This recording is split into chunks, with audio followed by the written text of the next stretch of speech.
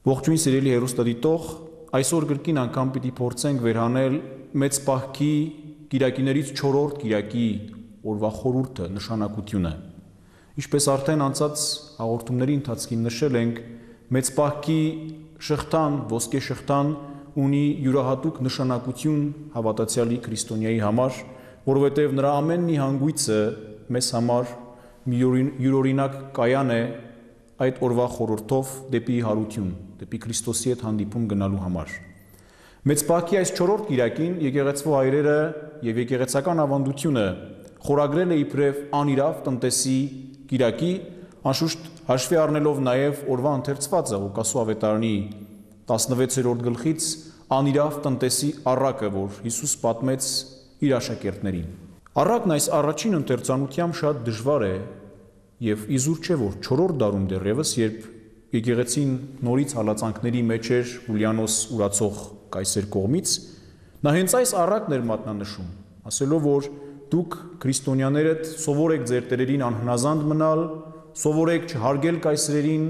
եւ ինչպես որ անիրավ տնտեսը, այդպես էլ անիրավություններ եք դուք գործում եւ փոխարեն որ ձեր Աստվածը, ձեր Տերը ձեզ պատժի, ինչպես որ պիտի պատժի անիրավ տնտեսին, գովում է ձեզ։ Այսօր էլ մեծահարուստներ կան, ովքեր ունեն տնտեսներ, այսօր էլ մեծահարուստները հաճախ կանչում են տնտեսներին եւ ասում են՝ ուր է հաշվետվությունը, ուր է գումարը, որովհետեւ քո մասին վատ բաներ եմ լսել, զեղծարարություններ, ավելորդ մսխումներ եւ այլն եւ այլն։ Դերևս առակի տնտեսն էր մեր Տիրոջ Հիսուսի օրինակ բերված օրինակով այդպիսի մեկն էր, աշխարհի որդի էր, այսինքն մեկը, որ գիտեր դրամի հարգը եւ սիրում էր ապրել դրամի առատության մեջ, եւ հենց դրա համար էլ առակի վերջում գովում է տնտեսին, որովհետեւ եթե մեծահարուստն էլ լիներ տնտեսի փոխարեն, իբրև դրամի հարգը եւ նաեւ տնտեսությունը հաջողությամբ վարելու հմտություն ունեցող մեկը ինքն էլ նույն կերպ պիտի վարվեր։ Եվ հենց սրա համար է, որ Հիսուս երբ առակի օրինակն է բերում, մեզ ասում է, որ վերջում մեծահարուստը գովեց անիրավ տնտեսին, որովհետեւ ինչպես սիրում ենք մենք ասել, նույն կտավից կերտված մարդիկ էին, այսինքն նույն բնույթը, նույն բնավորությունն ունեին։ Երկուսն էլ մեր այսօրվա բառերով բիզնեսի, գործարքային առևտրի մեջ հմտություն եւ շահ գտնելու մեծ իմաստություն ունեին։ Սակայն մի պահ վերանալով առակի այս արտաքին երեսից, տեսնում ենք, որ Հիսուսի բերած օրինակը ավելի խորն է։ Հիսուս չի ասում, թե հենց այսպես պիտի անեք, այլ Հիսուս ասում է, որ եթե օտարինը եղող բանի մեջ հավատարիմ չեղաք, ձերը ձեզ ով կվստահի։ Ընդհանրապես Հիսուս շատ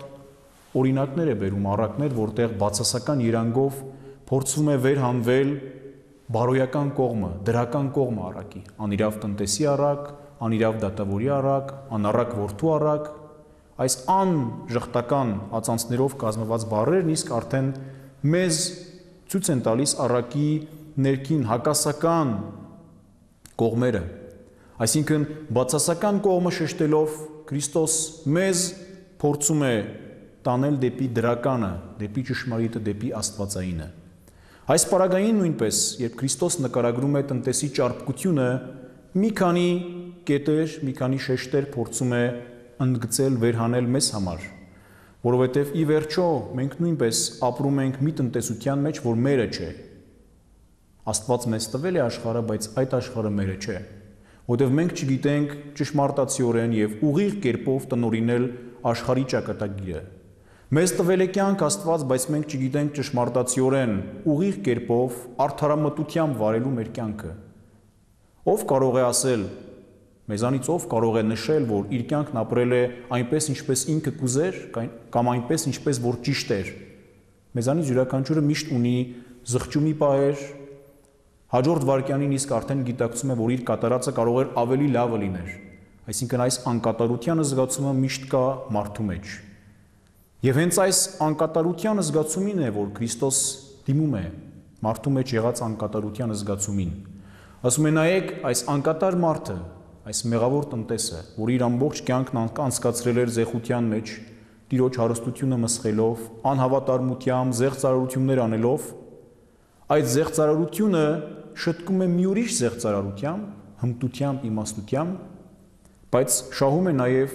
իր տիրոջ մեծահարուստի, որ պակաս զեղծարարը եւ ճնշող ժողովրդին ճնշող մեկը չէր, նրա վստահությունն է շահում, նրա գովասանքն է շահում։ Եվ Հիսուս ասում է, եթե այս մարդիկ, այս երկու մեղավորները իրենց մեջ կարողացան դրամի հարցերում այսպիսի հմտությամբ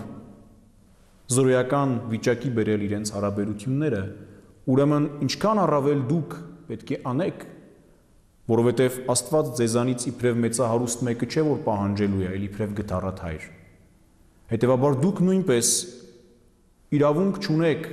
զեղծարարություններ կատարելու, որովհետև Աստված ձեզ ավելիով տվել է։ Աստված մեզանից ոչ ոքի երբեք չի կանչում եւ ասում ձեր մասին վատ բաներ եմ լսել։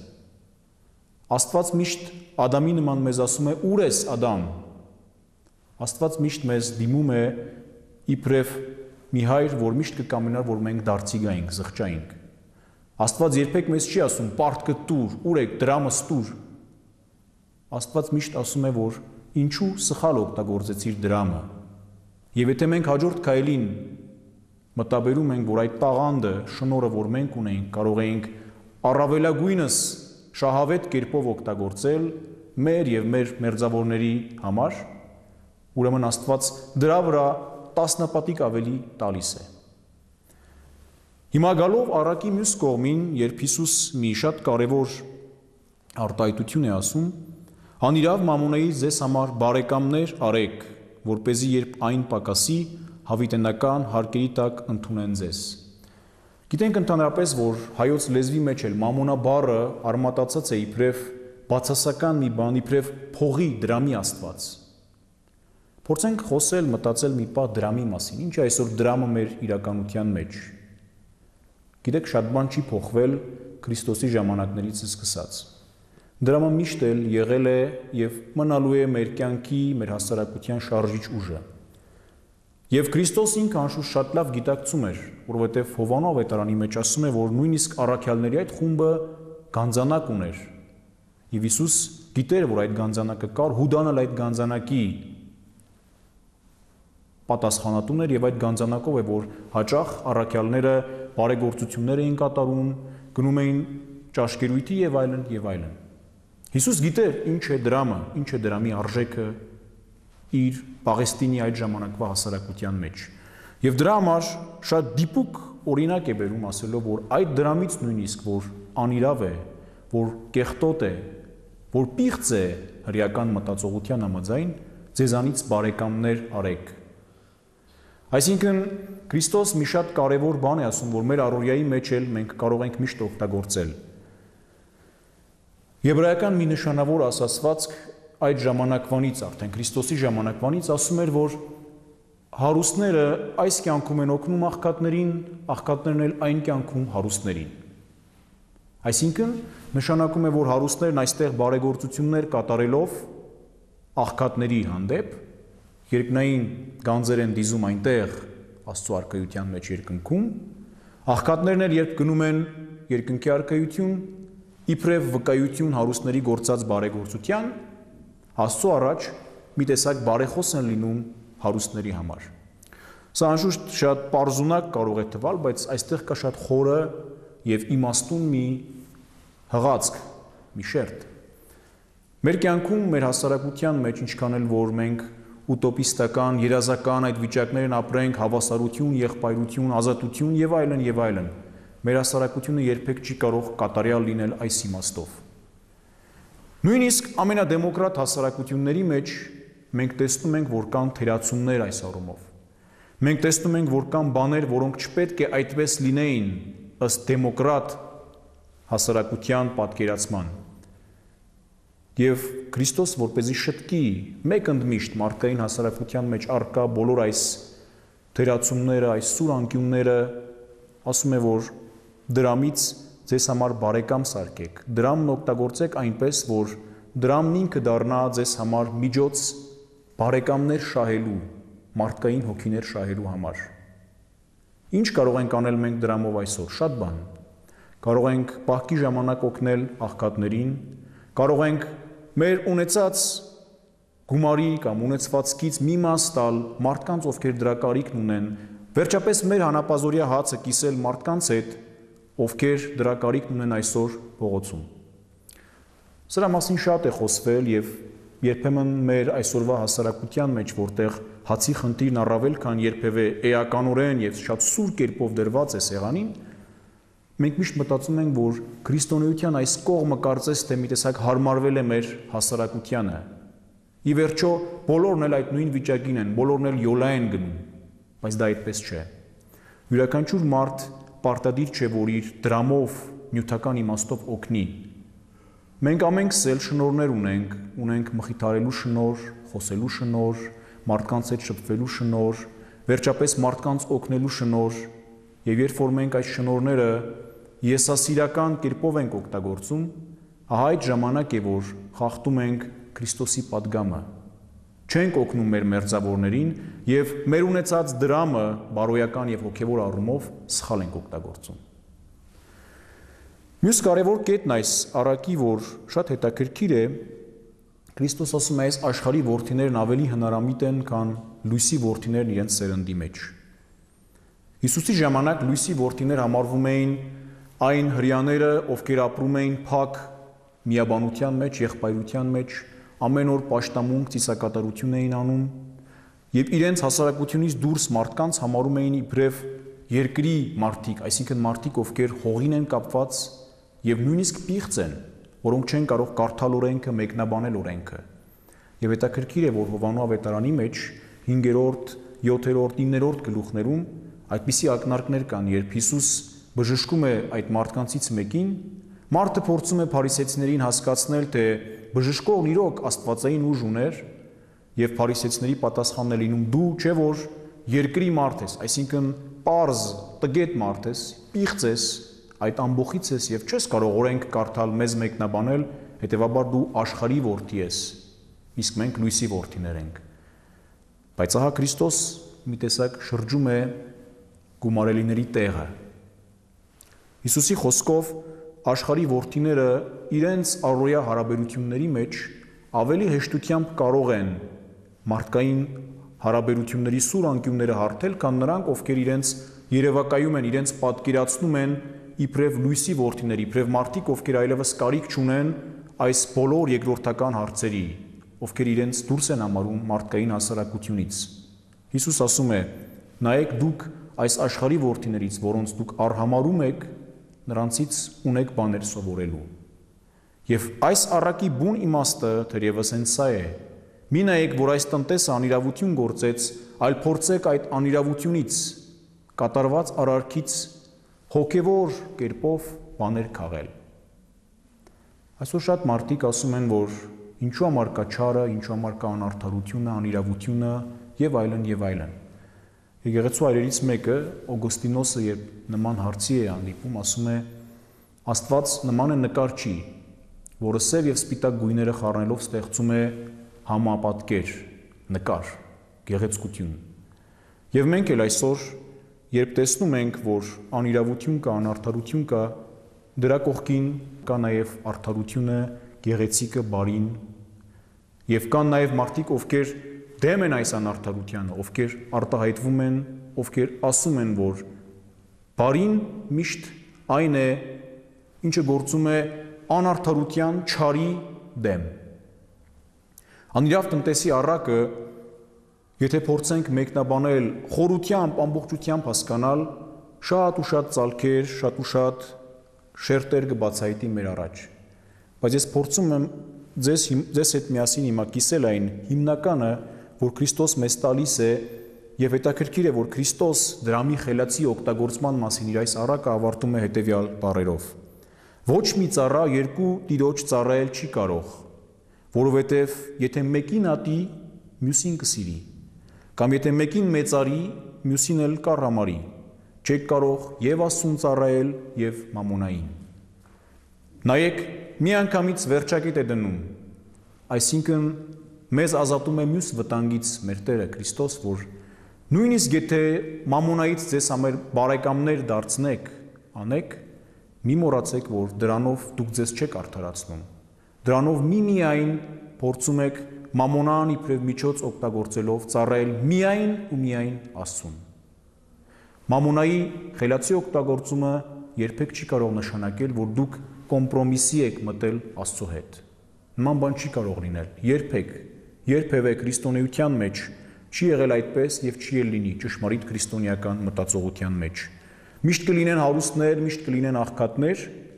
բայց քրիստոնեությունը միշտ կկրկնի եւ միշտ կրկնում է Քրիստոսի խոսքերը։ Չեք կարող եւ Աստծուն ծառայել եւ մամոնային։ Աստված միշտ սիրում է անձնվիրություն։ Մեր հոգու ներսում մենք չենք կարող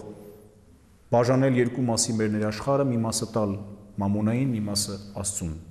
Բայց կարող ենք նաև մեր ներաշխարհն ամբողջությամբ տրամադրել Աստծուն, մամոնան դրամը դարձնելով իբրև մի կամուրջ, որով Աստծո շնորհները մեր օգնած մարդկանց միջոցով նրանց օրհնանքները գան մեր հոգու, մեր սրտի մեջ։ Հակոբոս առաքյալը մի գեղեցիկ ձևակերպում է տալիս, երբ ասում է. հարուստներ ձեր կողմից նեղված աղքատների աղաղակը ձայնը բարձրացավ մինչև Աստծո մոտ։ Սրանք պատահական բառեր չեն, սրանով չի ուզում ասվել, որ քրիստոնեությունը հակառակ է հարստությանը, քրիստոնեությունը միայն աղքատների կրոնն է։ Մյուս ծայրահեղությունից մեզ ազատում է Քրիստոսի խոսքը, երբ նա ասում է. «Արդ, եթե անիրավ մամոնայի մեջ հավատարիմ չեղաք, ձեզ ով կվստահի ճշմարիտը»։ Դուք հարուստներ, դրամ ունեցողներ, եթե մամոնայի մեջ չեք կարողանում քրիստոնյա լինել, ապա ինչ կլինի ձեր վիճակը, եթե դուք իմանաք, թե ինչ է բուն ճշմարիտ քրիստոնեությունը, եթե դուք հիմա փորձում եք կոմպրոմիսի գնալ Աստծո հետ, միջնորդություն հաստատելով մամոնայի եւ Աստծո միջև, փորձելով հավասար երկուսի բաժանել այդ երկու հասկացությունները, ապա ինչ կլինի ձեզ հետ, եթե զրկվեք մամոնայից։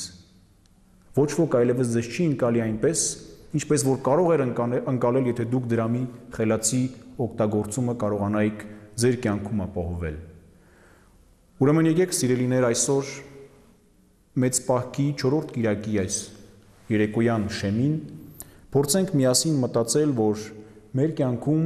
միջոցներ կան, նյութական, բարոյական, հոգևոր, որոնք Աստծո կողմից տրվում են մեզ, երբեմն առատապես, երբեմն էլ քիչ կերպով, նվազ կերպով, բայց տրվում են, որպեսզի այս կյանքում մենք կարողանանք իրականացնել, թողնել որոշակի հետքեր, որոնց միջոցով, որոնք տեսնելով մարդիկ կասեն, որ իրոք օրհնյալ է այս մարդու հիշատակը, բարի հիշատակ ուներ այս մարդը եւ իրոք իսկական քրիստոնյա էր։ Հենց սա է մեզ հուշում առակը եւ փորձում է նաեւ մեզ ասել, որ երբ անառակ որդու օրինակով մենք եկանք հայրական տուն, հայրական տան մեջ այս աշխարհում մեր մերձավորների, մեր նմանների հասարակության մեջ մենք բոլորս էլ տնտեսների նման ենք եւ ունենք բաներ, որոնք պակասություն են անում, այսինքն մեր թերությունները, ունենք հարստություններ, որոնք մեզ լիուլի տրված են, այսինքն մեր շնորհները, եւ հենց այս երկուսի հավասարակշռություն ստեղծելուց է, որ մենք կարողանում ենք իմի բերել եւ ի վերջո Աստծուն գտնել մարդկային հասարակ ժպիտի մեջ։ Թող որ այս օրը, այս երեկոյան մեզ առիթ լինի, ամենահարմար առիթը, որպեսզի միշտ Քրիստոսից լսենք գովություն եւ միշտ գովենք Քրիստոսի կողմից, ասվելով, որ ապրես բարի եւ հավատարիմ ծառա, որ քեզ վստահված քչի մեջ, քեզ վստահված դրամի կամ քեզ վստահված ընդհանրապես օտարը եղող իրի մեջ հավատարիմ եղար։ Ահա հիմա անցիր ճշմարիտի, այսինքն քրիստոնեական բուն հավատքի մեջ։